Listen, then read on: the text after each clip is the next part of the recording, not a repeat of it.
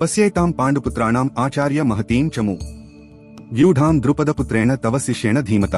దుర్యోధనుడు అన్నాడు, గౌరవనీయులైన గురువర్య, ద్రుపదుని పుత్రుడైన ప్రతిభావంతుడైన మీ శిష్యుడిచే అత్యంత వ్యూహాత్మకంగా నిలుపబడిన ఈ పాండవుల మహా సైన్యాన్ని చూడుము.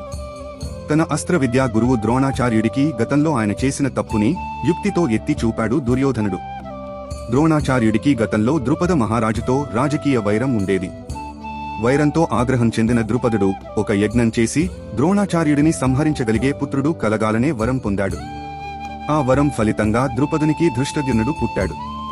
ద్రోణాచార్యుడికి ధృష్టద్యుమ్నుడి జన్మ ప్రయోజనం తెలిసినా సరే, తన వద్దకు సైనిక విద్యని అభ్యసించడానికి వచ్చినప్పుడు పెద్ద మనసుతో ధృష్టద్యుమ్నుడికి తనకు తెలిసిన విద్యనంతా సంకోచించకుండా బోధించాడు.